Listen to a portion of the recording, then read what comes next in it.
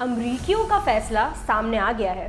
سابق امریکی صدر ڈونلڈ ٹرمپ ایک بار پھر بھاری اکثریت کے ساتھ الیکشنز جیت کر دوبارہ صدارت کا منصب سنبھال رہے ہیں. اگر 2020 کے انتخابات کی بات کی جائے تو ڈیموکریٹس نے کی سوئنگ سٹیٹس میں کامیابی حاصل کی تھی، لیکن اس بار ان کی بلو وال ریڈ بلڈوزرز کا سامنا کرنے میں ناکام رہی. پہلی بار عربز نے پیٹرول کے علاوہ بھی امریکی پالیٹکس میں اہم کردار ادا کیا ہے. کون سوچ سکتا تھا کہ عرب امریکنز اور ہسپینک ووٹرز جنہوں نے پہلے ڈیموکریٹس کی حمایت کی تھی وہ ٹرمپ کی حمایت میں نکل کر اس الیکشن میں کمالا کو ہرانے میں ڈیسائسو کردار ادا کریں گے. بائیڈن کی جانب سے غزہ پر ہونے والے مظالم پر خاموشی مشیگن کے عرب ڈومینیٹڈ شہر ڈیئربورن میں بھاری پڑ گئی، جہاں پچھلی دفعہ ڈیموکریٹس نے 70% ووٹ لیے تھے، مگر اس بار انآفیشیل ریزلٹس کے مطابق یہی ڈیئربورن ووٹرز ٹرمپ کے حق میں نکلے. Politically orphaned is the accurate word to say. We have to sacrifice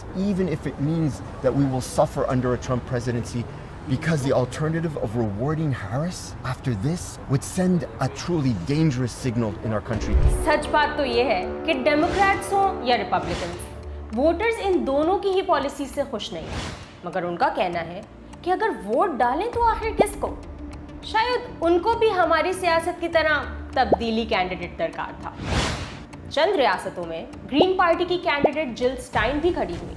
وہاں کچھ ووٹرز نے باقی دونوں پارٹیز سے مایوس ہو کر ان کو ووٹ دیا. میں نے گرین پارٹی کو آج ووٹ دیا ہے کیونکہ میں ریپبلکن اور ڈیموکریٹ کی پالیسیز کو سپورٹ نہیں کرتا ہوں، اور میں گرین پارٹی کو سپورٹ کرتا ہوں کیونکہ وہ ہمارے لیے ہے، اور وہ سارے ڈیموکریٹس اور ریپبلکنس بس ان کو بس پاور چاہیے، ان کو کنٹرول چاہیے، اور ان کو اصلی پالیسیز کو کوئی ان کو پرواہ ہے ہی نہیں. یوں تو دو پارٹیز کا چناؤ کافی آسان ہے، مگر بائیڈن کی پالیسیز سے لا تعلقی نہ اختیار کرنے والے گدھوں یعنی ڈیموکریٹس اور رائٹ ونگ پالیسیز سے کچل دینے والے ہاتھیوں یعنی ریپبلکنز میں سے انسان بھلا کس لیسر ایول کا انتخاب کرے؟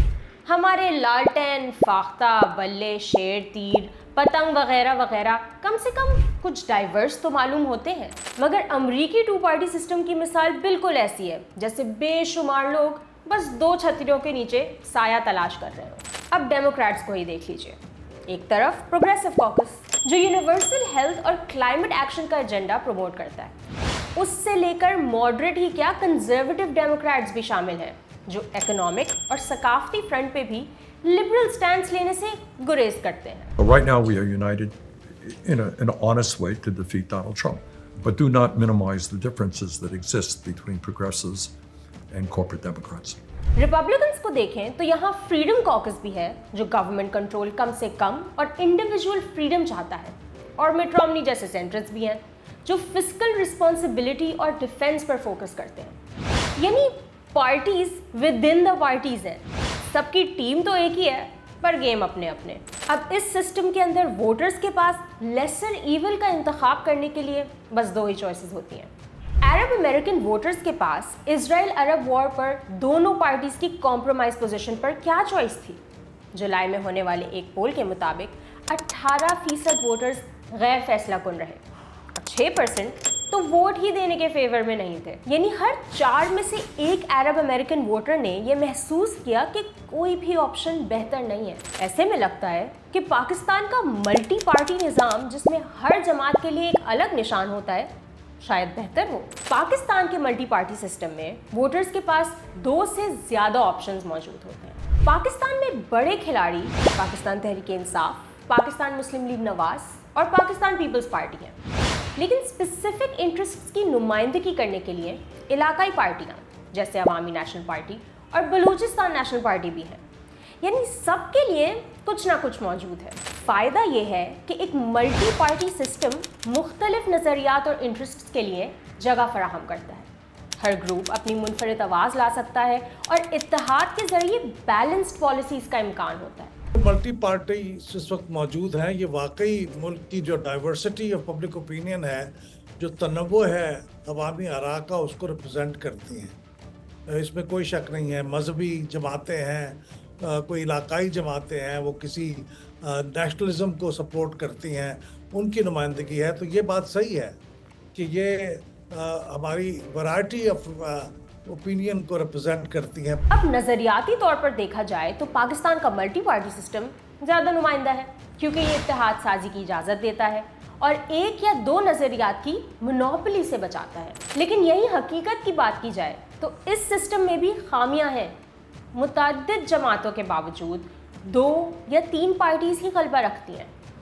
80% पार्लिमानी नुमाइंदगी सिर्फ 2 जमातों के पास है और 90% 3 के पास, जिसमें PMLN, PTI और PPP शामिल हैं। बाकी जो पार्टियां हैं वो निस्बतन बहुत छोटी पार्टीज़ हैं, वो फ्रिंज की पार्टीज़ हैं।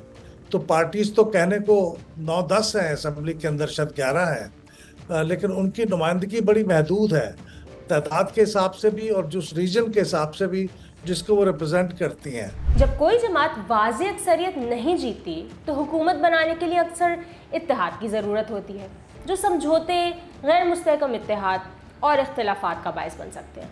सबसे दिलचस्प बात तो ये है कि जहां अमरीकी और पाकिस्तानी इंतखाबी निज़ाम एक दूसरे से मुकम्मल तौर पर मुख्तलिफ हैं, नतीजा तकरीबन एक ही जैसा निकलता है।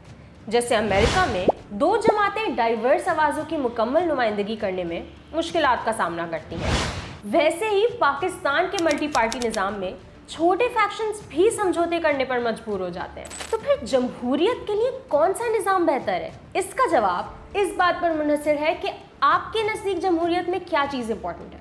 अगर स्टेबिलिटी और तेज़ी से फैसला लेना अहम है तो शायद 2 जमाती निज़ाम बेहतर है, लेकिन अगर आप जमहूरियत को कल्चरली एंड एथनिकली डाइवर्स नुमाइंदगी के तौर पर देखते हैं तो मल्टी पार्टी निज़ाम ज़्यादा बेहतर हो सकता है। या शायद एक ऐसा निज़ाम बेहतर है जिसमें अवाम को सियासत करने की हकीकी आज़ादी हो और अवाम ही रियासत के सियासी निज़ाम को एक नेचुरल एवोल्यूशन की तरफ लेके जा सके। 2 पार्टी सिस्टम है, ये कोई कानून के ज़रिए इम्पोज नहीं किया हुआ, ये तो इवाल्व हुआ है बरतानिया में भी और अमेरिका में भी और कुछ दूसरे मुल्कों में भी वक्त के साथ साथ। और हकीकत यह है कि पाकिस्तान में भी ये इवाल्व हो रहा था। अगर इसके अंदर बार बार सिस्टम में मदाखलत ना हो और उसके ज़रिए से सिस्टम की बिसात ना लपेट दी जाए तो पाकिस्तान में भी ये पार्टी सिस्टम की शक्ल में इवाल्व हो जाएगा इन टाइम। आपका क्या ख्याल है? अपनी राय हमें कमेंट्स में बताएं।